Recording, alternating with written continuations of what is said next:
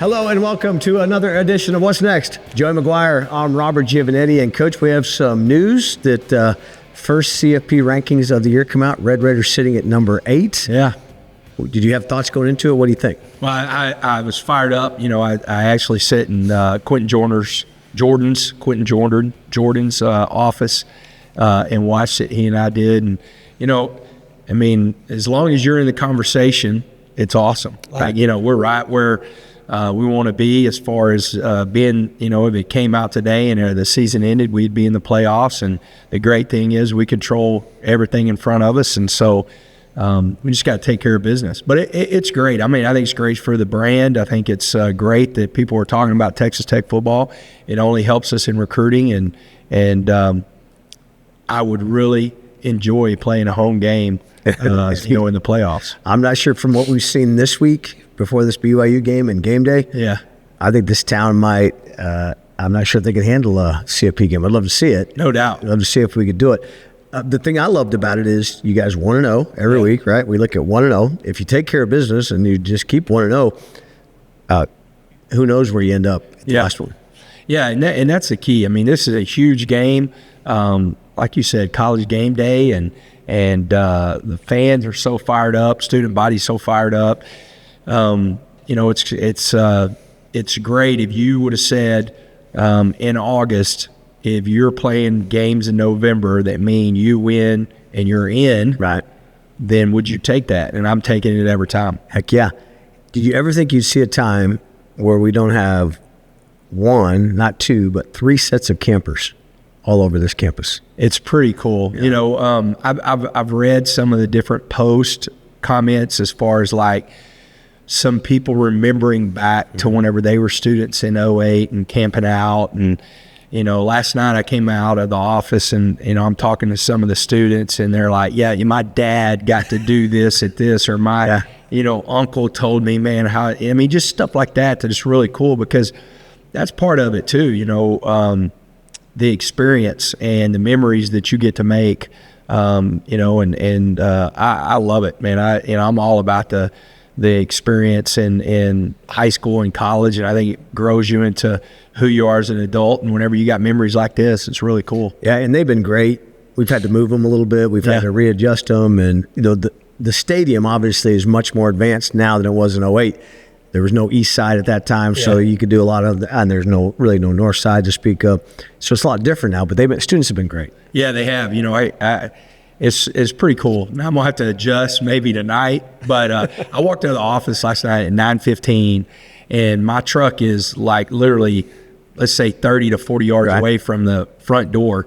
And I got in my truck at 10:46. Goodness gracious. And so we took a lot of pictures.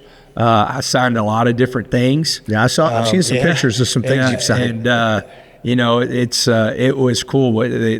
The students are so appreciative, but they're also like, they're so in. Like, you know, they get what's going on here. And I think it's just going to make the environment on Saturday pretty special. This is a big stadium with a lot of seats for students. So we need to let them know if they're not camping, they've got reasons they can't, we can still fit them in on Saturday. Yeah, and we need them. Yeah. You know, it's we need this place to be rocking. We need it to be as loud as you know, it ever has been. It's an 11 a.m. kick, so some people might be like, you know, it's 11 a.m. kick. What's it going to look like? I'm going to tell you, it's going to be packed. It's going to be standing room only. I know the Red Raiders are going to be loud. I can't wait to hear the first Raider Power. Yeah. Because, you know, it's going to people are going to think there's an earthquake going on in Lubbock, Texas, but it's going to be what's going on in Jones AT&T. And you know, we got game day here. Would you mentioned, and you're familiar with some of those guys on game day too, right? Yeah. You know, starting Coach Saban. He recruited, whenever he was at LSU, recruited one of my defensive linemen, you know, and then I talked to him a couple times since then.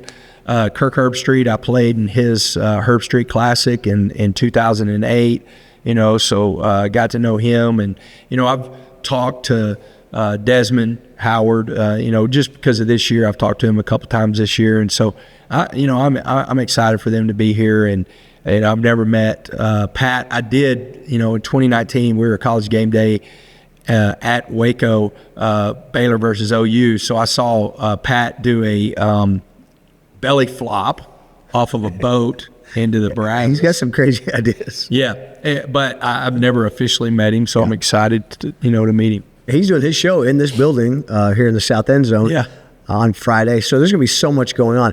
Is this an example of, hey, this is why we do what we do, of compartmentalizing, keeping our schedule, being very rigid, because there are so many distractions that could possibly happen this week? Yeah, we talked yesterday.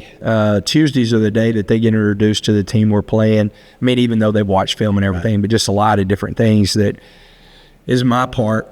And the two things I told them is, one, I started with, you earn the right to play in this game. Like, you earn the right to play in this magnitude of game day, all that stuff, but you haven't earned the right to win, and that comes with what you do from really what they started on Sunday, but all the way through the game on Saturday of preparing. And then the last slide was make it about the football. Like, if you make it about anything else, we're going to miss the mark, and we're not going to be ready to go. These guys are going to be ready to go. They're vets. They know what's in front of them. They watched it last night, announcing the CFP and stuff like that. And so they know exactly the staff knows what's on the line. Everybody knows what's on the line. It's interesting. It kind of hit me Saturday after on the plane home from Manhattan that really how big that win was and how you guys didn't, slow start. Yeah. But we've seen this happen with this team a lot this year. You just start wearing the opponent down, and you can almost see it in their eyes of, man, I got to line up again against David Bailey or Lee Hunter or whoever. Yeah. I mean, and J-Rod. I mean, the list goes on and on. And I felt like that was a great example of this team's not only physical ability, but their mental ability as well. Yeah, I think the coordinators, KP, Shield, Mac, they do a great job preparing their side of the ball. I mean, we talk about it all the time. Whenever you turn on the tape, don't be the position that got outplayed. Mm-hmm. And I do think that defensively we're a really good football team, so it can keep us right in the fight. And I think when our guys feel like they're in the fight, they want to fight. Yeah. Like so that defense, we couldn't finish at Arizona State, but it did the same thing. It kept us in the fight, and you can just see the guys battle. I think it's really big. If you go back to the one game we lost the turnover battle. I think in every other game we've been at least even or on the right side. That's what it's going to come down to on Saturday too. We got to go take the football. I thought it was interesting in Manhattan, a good crowd. They get the pick. Yeah. Early in the game, momentum seems to shift early on, and then you guys very next play right back. Yeah, next play. Great play by Bryce breaking on the football. It would have been interesting. I think it might have been a pick six if he could have stayed up because we had guys that really were lining up to block, and the couple of things that you do right off the bat, you block the intended receiver and you block the quarterback. And Lee Hunter was right there on the quarterback. I think they had some words at the end of that. I did see that. Play to talk a little bit. Lee Hunter's not a guy I want blocking me in any kind of situation. Man, I'm going to tell you, he's something, man. He's playing at such a high level, so proud of him in the way he stepped up vocally whenever we lost Skylar. And then it's been great to have Skylar back. I reminded him on the plane back, he's still undefeated as long as he's on the field. Yeah, I heard you talking to him, and he's been a bit of an emotional support guy for these guys. He really has. He's got a different perspective on, look, I can handle this. This is not the worst thing that's ever happened to me or going to happen to me. It's, it's all perspective. And I remember him saying, look, I gave everything I have, so I can't have a regret that I didn't give everything I have. So he's really big, in what's going on. As you look at BYU, they played a lot of close games. They've had a lot of games turn on, a big play. What do you think the key is against these guys? I think it's taking the football away. They're a plus 10 on the year turnover margin, and we're plus 8. And it was just like the last week. They were a plus 9. K-State we were a plus 5, and we went out and caused 5 turnovers, and we constantly say that's why it's take 3. In 31 years, you're talking, I mean, I want to say probably over 500 games, but at least in the high 400s that I've coached in. Yeah. Whenever we're talking about any level, there's only been 2 games that I've been a part of that if the defense takes 3, that we lost, and that didn't happen till 2019 and 2020. Wow. So, like the majority of my career, my years as a head coach at Cedar Hill, if we took 3 on defense, we were undefeated. Is there a chance? I know we've talked about this before, but this is such a huge week, and there's so much attention being placed on you and the program and Lubbock and Texas Tech. And when you think back to one of our first shows, we're talking about, this is our 25th show, by the way. Awesome. Yeah, how about that? I wish I would have got you a present. I thought Debbie might get us a cake. I did too. She's got to catch up. She's like on 2 or 3. Yeah, it's ridiculous. She thinks we've only done like 3, but we've done 25. But do you get it? So think about young Joey McGuire, special ed teacher, coach, to where you are now. Are you able ever even to kind of enjoy this also? You know, man, that's hard because I want to say yes, but it happens at the end of the season. You know, there's moments, I'm going to tell you what, I'm always thankful. You know, like there's not a day. I told this to the team Friday night. You know, I'm driving a truck again. I got out of the mom's minivan. I saw you had a truck. Yeah. So my whole point was I appreciate that. I walk into the best facility in the country every single day. Yeah. I get to coach the guys that I get to coach with my best friend, my son, like guys like that. So the appreciation of where we're at, I never don't feel that every single day. Literally every single day I think about that because I think it keeps everything in perspective. But as far as enjoying it, you know, I absolutely love what I do, but it's constant. What's next? Like it's playing the BYU game through your head of what could happen, how are we going to react, just different stuff like that. And I've kind of always been that way. So at the end of the year is whenever I probably get to appreciate, take a deep breath, and guess what? It starts all over again. I was thinking that just it's an athletics thing, right? We have a big event, a big game where whatever your deal is, Dowdy writes a great press release or whatever. Then you go, okay, what's my next thing to do, right? It's just that's how our life is. Our industry is like that. Yeah. And man, I wouldn't trade it for anything. No, I mean, I really wouldn't, because the highs are, people do not get that. Like we have the opportunity to get it many, many times, and there might be some people that get it one time a year, you know, and then the lows though are as low as you can get. So it's kind of one of those deals of you're living this roller coaster, but I never want to get off. And maybe this says a lot about me and the lack of things I have going on, but I'm not sure. It's been a long time since I've been as happy as I was after that Kansas State game. It was really cool because. So I guess I get to appreciate it, but like sometimes I'm like, man, you know, like I've been on the side of beating K-State, you know, and beating K-State there. And so like I get the history and everything. I thought it was really cool, Skylar talking about the history and taking on the history. But, you know, I kind of, man, this is what we expect to do. It was really cool after the game, like seeing Cody Campbell and him being so excited. Like you just saying that. Eric Morse FaceTime me Saturday night. The angry elf, Emo FaceTime me Saturday night, just talking about how proud he was. I was walking down to Coach Cochran's office last night, and Clay and Josh are side by side, and Clay, you know, being a Red Raider and experience, he goes, man, I just coach. This is so awesome. So it is really cool, the moments we're in. And it's not just beating Kansas State, which was great, in Manhattan, which is great. It's setting up where we are now. Yeah. What we're playing for now, what these next 3 weeks will mean now versus they'd still be important if we hadn't won the game, but now you're in a position that all this cool stuff's happening to. Yeah. Yeah. I mean, every time you win, like, and then beat somebody that you haven't won against in a long time, but every time you win, it just makes the next week that much more important. And that's what you want. Yeah. Like, you know, I tell these guys, I can't wait. I am so excited to be in this moment, you know, and I love being in close games. You know, I tell those guys all the time, I guess I'm a weirdo, man. I hate, you know, if this is a blowout Saturday, I'll appreciate it on our side, and I will take that one.